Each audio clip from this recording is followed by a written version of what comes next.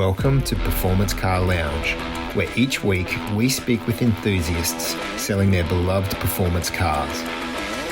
This week, we are speaking with the seller of a Porsche 911 996 GT3 Touring. Welcome everybody to the Performance Car Lounge podcast. Today with me, I have the owner of the car, Lachlan. Thank you for joining us. Yeah, pleasure. So Lachlan, can you tell us a little bit about the car? I believe you've owned the car for about 10 years now. Yeah, I bought it in December 2013. I've had the odd car now and then. The last one prior to that was a 454 Pontiac Parisian convertible, which was a bit of a fun car. And I Right. had a microbus, which wish we had kept that one as well. But anyway. Yeah, okay. So you owned a few varied cars. What was it that attracted you to the 996 GT3? I actually bought it probably in the middle of the GFC, the global financial crisis, and I saw an opportunity to say, okay, well, a car like that GT3 might be an opportunity to buy because people might be realising it through doing it a bit tough. Yes. So I looked around and I saw the opportunity, and I did quite a bit of research, and that wasn't the first GT3 that I actually was looking at. It was another one, but this one popped up, and luckily it hit all the boxes for me in regard to it. You know, it's been cleaned. It's never had a prang. Never been in a panel shop, which was important for me. And Especially with GT3s, as they are often used on track, and quite a number of them find the walls at tracks. And I'm a keen GT3 owner myself, and I can attest to the fact that sometimes they do find the walls on racetracks.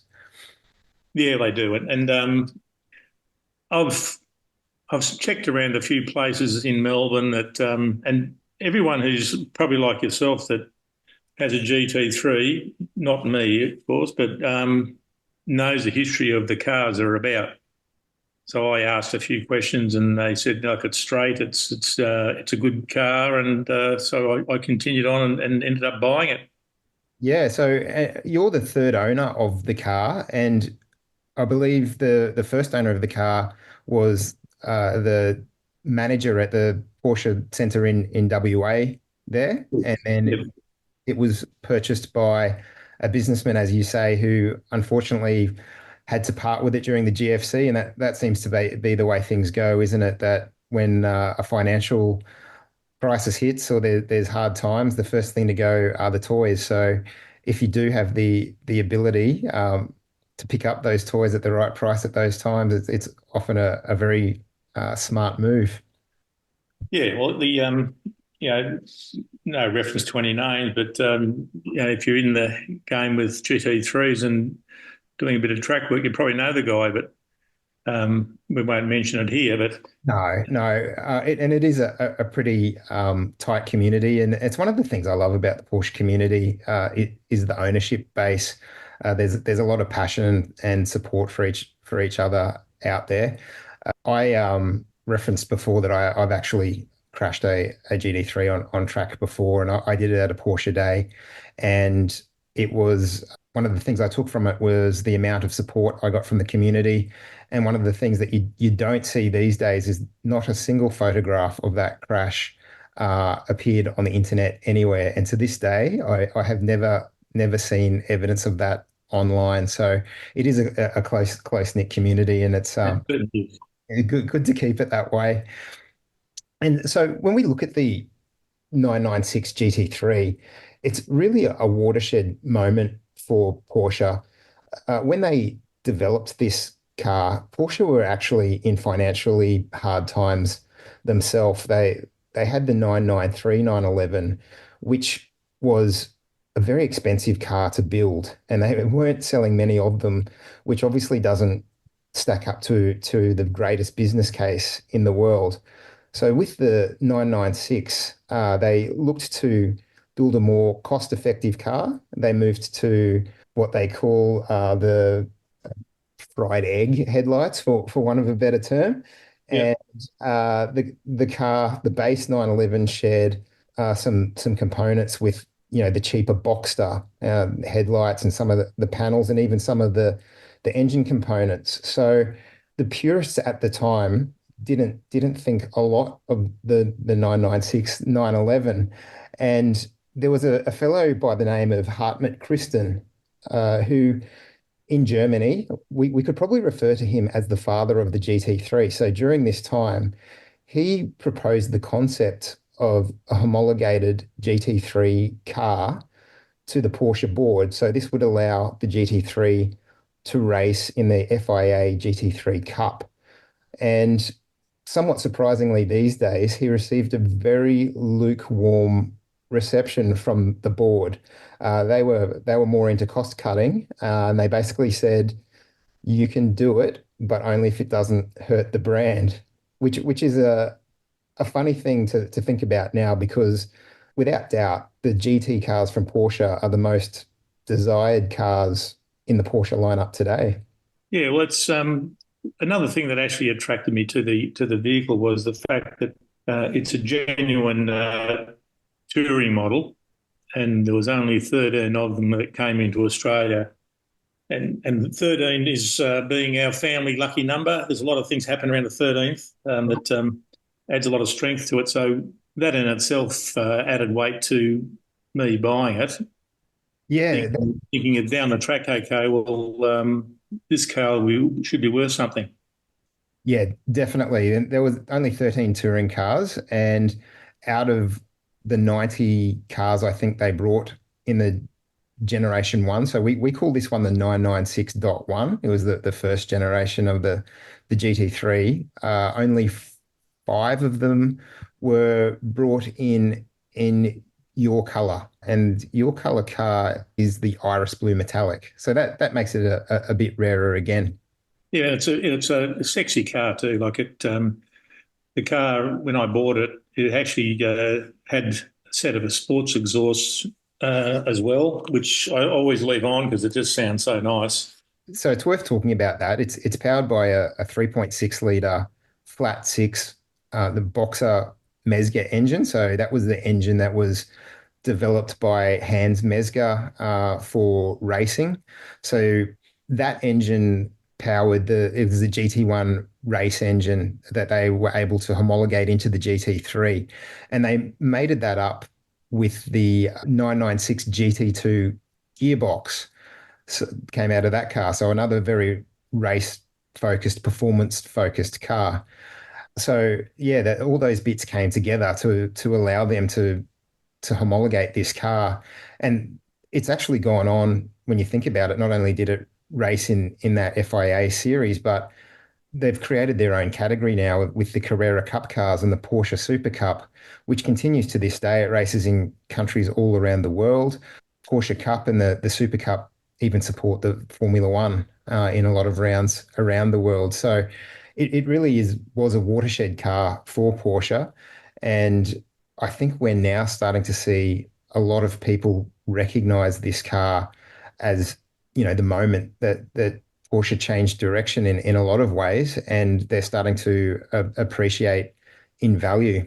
Yeah, well, the price probably has checked a little bit back from sort of 18 months ago, but any Porsche was going mad. But a bit like everything, the situation, people are getting a bit tight on cash. But this vehicle, as I said, I've had it for 11 years now, and the roads around here just don't lend itself to having a good ride. So, We are in country Victoria, and anyone who knows the vehicle is only sitting about 50 mil off the road, and I've got to drive about 15 k's half the time on the wrong side of the road just to get into some decent road so I can take it for a bit of a track. and that is one of the hallmarks of the GT3 is that they do ride very low, like they have a low ride height. The wheels are really fit up into the arches very tightly, like you can just barely fit a finger in between the tire and the wheel arch. And one of the things I love about the 996 GT3 is, its aero balance was such with that low ride height that on that biplane rear wing that it's got, you can see it's got a little ducktail spoiler on there.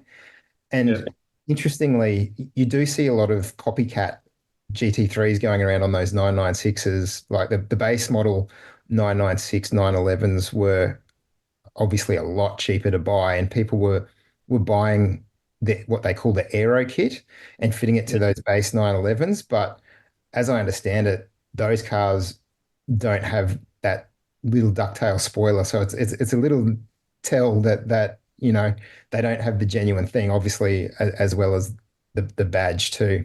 Yeah, and the as you say, like the probably the most valuable thing in the car is probably the engine and the gearbox. Um, Yeah, I mean that engine is just something special. The Mezger engine it's water cooled, it's dry sumped, it's to really suit racing, and it's a long block. And that engine continued into not only the 996 Generation 2, but also the 996, the 997 generations. There was two generations of the 997s as well.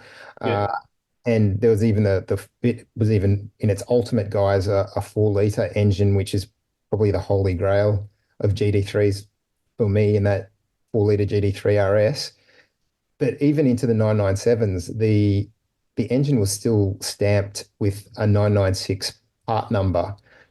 So tracing all the way back to this original car that Porsche developed. like the interesting thing that I find is that I very rarely let anyone else take it for a drive. But yeah, if you want to drive it hard, and you'd know it if you've been on track. I haven't been on a track, so if I get out on a bit of open road somewhere, and heaven forbid there's no police around, but You're in the trust tree here. You can tell us all about it. yeah, but you really need to drive it properly. You really need three hands. Like it's just unbelievable the power. If you want to go through the gears, like there's no flicking switches or anything. It's just a pure driver's car, and that's what I loved. It absolutely is. It in today's numbers, it doesn't sound like it's putting out a lot of power. I think the Gen 1 996 was putting out about 265, 270 kilowatts or Yeah, something like that. But it's a light car, and it it really rewards good driving and smooth driving. And if you can keep that momentum up, it is just an absolute pleasure to drive. It's a really unique experience, and so much fun. I can remember the way I got into GT3s actually was back in about 2010. I was tracking a then very new R35 Nissan GTR that I had imported from Japan. And I was doing some super fast lap times in this car relative to my experience at driving on a track. And there was a couple of things that happened. I was out on track with some guys who I knew to be very good drivers, and they were saying to me things like, "Gee, you take an interesting line through turn three," which translates to your line's rubbish through turn three, but I was still going quickly. And the other thing I noticed was my car was braking all the time, and it was churning through tires and brakes at an alarming rate. And these guys in their GT3s were just pounding around all day long, and they were not missing a beat. So I yeah, thought, I can't continue pretending to be a good driver. I'm going to get one of these GT3s and see how good I really am. And I purchased a 2004 996 Generation 2 GT3, yeah, and I wish I'd held on to it because it was in the teal green metallic color, which at the time I think I got it for a bargain price because of the color, because it's quite unique and probably not to everyone's taste, but it was the only one that was brought into Australia in that color.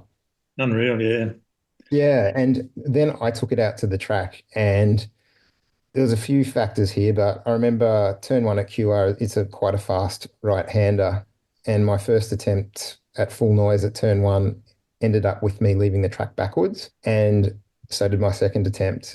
And what was happening there was I was not as good a driver as I thought at the time. I wasn't being smooth. I was being quite ham-fisted, and the car just punished me for not being smooth and not being precise. And yeah. it still retains a lot of that old Porsche personality where it's really counterintuitive. But if you're in a fast corner and you start to worry, the worst thing in the world you can do is lift off the throttle because the car switches on you in a Yeah. heartbeat. Yep. And it's those type of traits that give cars real personality.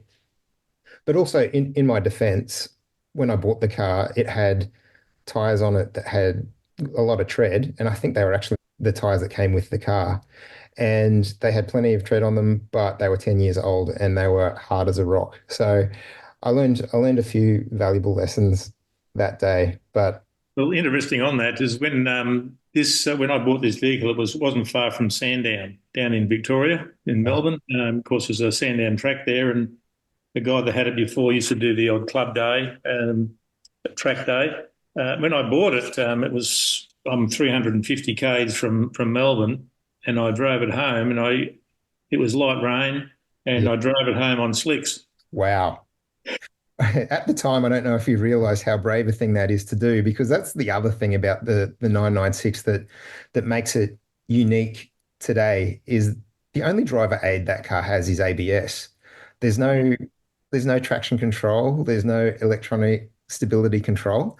Your right foot and your brain that are keeping you on the Yeah. road there and on slicks, that would have been a interesting drive in the wet, I'm sure. Well, I didn't go anywhere until I put some new set of tyres on it.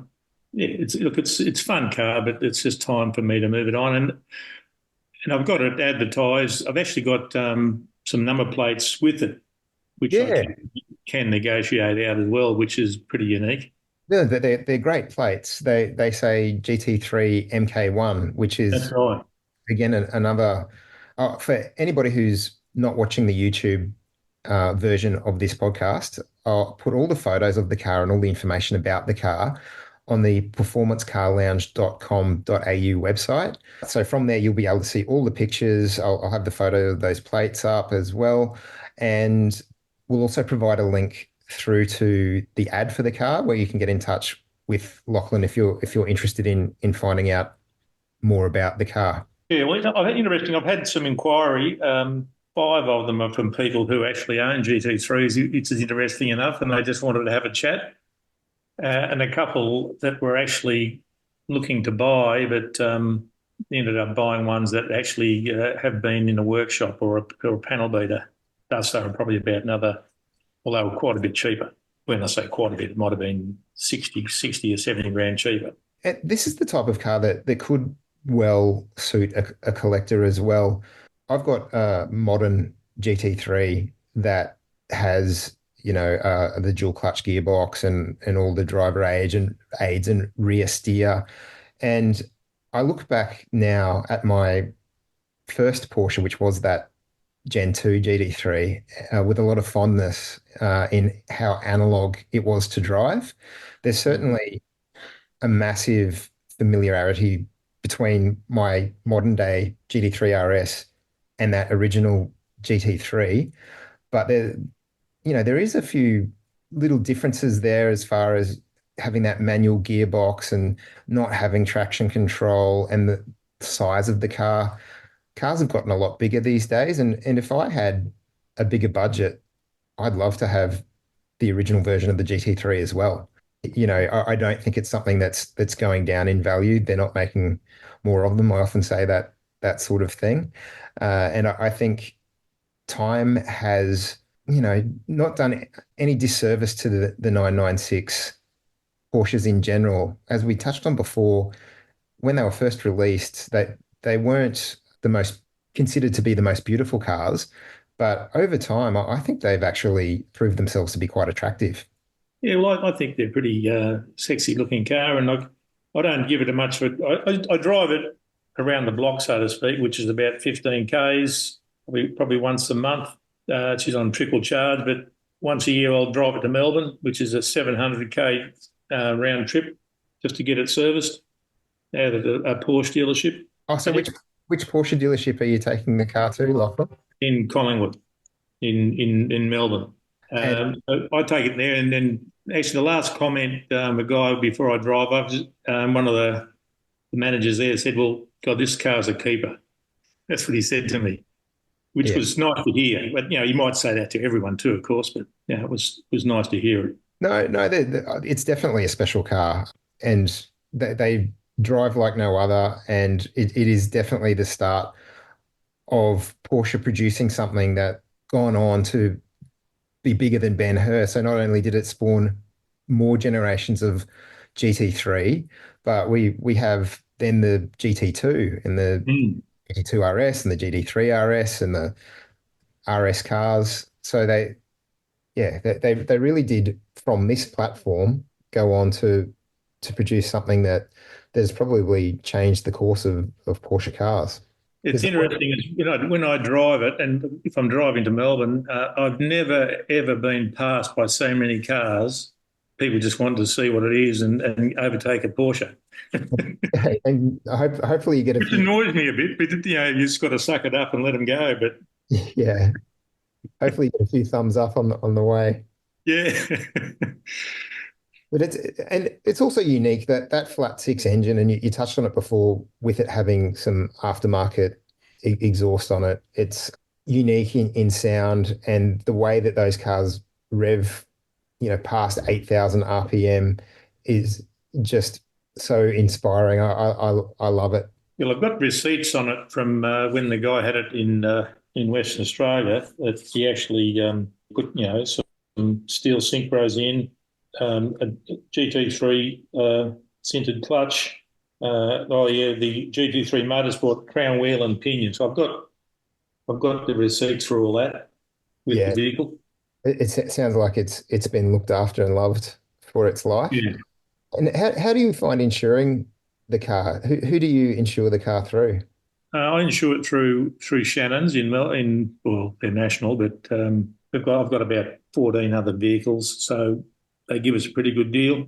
And I actually spoke to one guy that had a GT3, and he said, "Oh, he's got it insured for 130,000." I said, "Well, you're underinsured there," because I spoke to Shannon's and they kicked it up. It's a little bit less than what I've got it advertised for, but no problem at all. Because I've got other vehicles, it's a reasonable price, so they're not hitting me. And it's good to know that when you buy a car as unique as this and parts aren't cheap and potentially that you can get insurance readily available. That that is sometimes a concern with more exotic cars. And the car you're advertising here, as we touched on before, is the touring model. So for those people who may not be as familiar with Porsche cars, with the GT3s, they bring out a touring model and they also bring out the Club Sport spec model. So the Club Sport spec is the same car and it's a no cost option, but they have a few options such as they put a half cage in it, they put a fire extinguisher in it, they put race Recaros with fireproof fabric on them as well. But ultimately, it's the same car. The Touring is just a probably more comfortable place to be on the road with leather seats, the lack of cage, but you're still getting that same powertrain. You're still getting the same brakes. You're still getting all the same, basically the mechanicals. The flywheel's different in the Club Sport spec cars. You get a single mass flywheel, which if you're driving it in traffic can make it a bit trickier to drive, and it also clangs and makes a bit of noise. It sounds like the car's broken. So the touring cars are much better suited for back road country drives and commuting Yeah. around town. If you're not going to take your car out the track, the touring is definitely the one to have. When I bought it, it actually came with a set of Recaro seats as well, which I've still got, and also um, a harness, like a seatbelt harness that straps onto the back underneath the back window. Oh, and you've still got those things. So are Yeah. they're included in the sale? They're So all, they're all included in as well, and it's also got a set of springs for camper to adjust it. So when I brought it home, I took it. Last time I drove back to Melbourne, they just fitted the proper touring suspension to straighten up the wheels. So back to the original spec, back to the original spec. But have still got the other set of springs. yeah, and to stop you just churning through tires Yeah, excessively. Yeah. that's right. Yeah, What we've got here is a first gen 996 GT3. And interestingly, this was the last road going car to be built on the Porsche factory motorsport production line after this car. So this car was built alongside all of the race cars. We know it's one of the great all-time 911s. It's the car that kicked off Porsche's most desirable lineage today. It's a low kilometer version. It's only got 77,000 odd kilometers on it. It's in pristine condition. Was only built in low numbers. They only brought in 91 in the Generation 1 and 13 of those Tourings. And in the Generation 2, they only brought in 90 cars, and that included the GT3 RS version. So it's a very low volume model. And Porsche didn't think these cars were going to gain the popularity they did. They didn't even bother complying them for the US market. They thought they were going to have trouble selling these things. And as history has shown, the demand for Porsche cars is off the charts. Even if you've got the money to buy a GT car today from Porsche, you can't just go into a showroom and buy one. You have to have your name on the list and, normally wait a couple of years before you've got a chance of even buying one. So this is an excellent opportunity for somebody who is a collector of Porsche cars or wants to experience a Porsche GT car. So Lachlan, how much are you asking for this piece of it's a Porsche performance icon? How much are you yeah. asking? With the plates, it's 280,000. And I would option out the plate. I've actually got the plates advertised on another website to sell separately, and I've had a few offers, but nothing like I'd probably negotiate out the plates for about 30 grand. Oh, okay. So potentially someone could pick this car up for around the 250K mark if they didn't That's get right. plates. Which is pretty good value for a unique vehicle. Well, it's Yeah. good, it's great value. Oh, 100%. And this is a car that's been looked after its whole life. It's like I said, it's a Porsche performance icon. So if you are interested in this car, head to the performancecarlounge.com.au website. You can see all of the photos of the car, and you can click on the link to the ad of the car and get in contact with Lachlan. Thanks for joining us at Performance Car Lounge. If you have a performance car with an interesting story that you are selling, contact us at performancecarlounge.com.au.